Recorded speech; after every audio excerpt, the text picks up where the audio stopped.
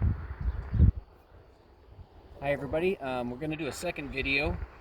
We did magnolias just a few minutes ago, and now we're going to talk about actually a couple of fruit trees that are blooming as well. This one is a plum tree, which we should, I believe, have some of those at the garden center. We have them on order, and I'm hoping they'll come in. And the other one back there is a cherry tree, and that is actually a Nanking cherry, which they're pretty difficult to get, but they are a great producer of sour cherries. We will not have that variety, but we should have several varieties of plums. But we should, I believe, have, there'll be Bing cherries and a couple of other different varieties of cherries that we should be able to have that'll be similar to that one back there. Now, the plum is actually, I mean, it's full of flowers, as you can see. Pretty excited about the possibility of getting some real good fruit on this one. I do not remember what variety this is. It's probably been in the ground 7 or 8 years or more. So I don't recall what variety it is, but we, again, hopefully we'll be selling them. And they usually get about 10 feet tall, maybe 15. They're a semi-dwarf tree. The cherries that we have will be similar in size to that. Most of our cherries are single stem. The one back there is a multi-stem. All of our plums will be single stem as well.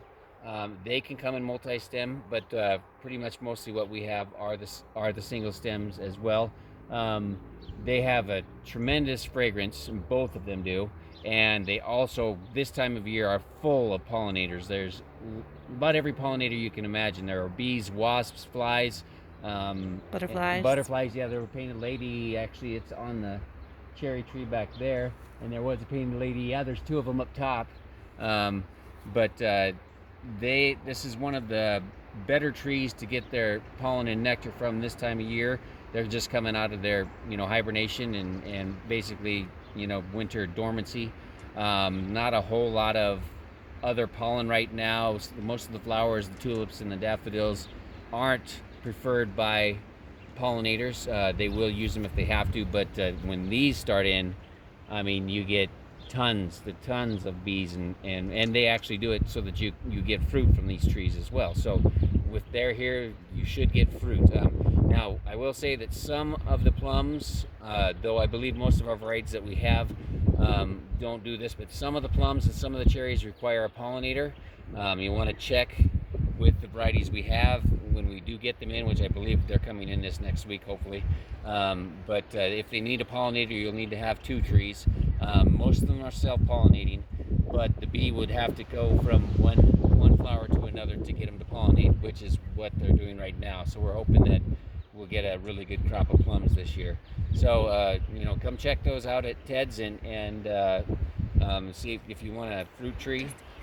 What's that? Diseases? Oh, diseases? Well, as far as diseases, plums can get a little bit. There's a little bit of canker and some different things like that. They have a little bit of splitting problem, but they actually are a pretty solid tree. The cherries as well you can get different things with them, but most of the time they'll survive. I mean, it doesn't usually kill them, and you don't usually have to do a whole lot to maintain them. So they do pretty well.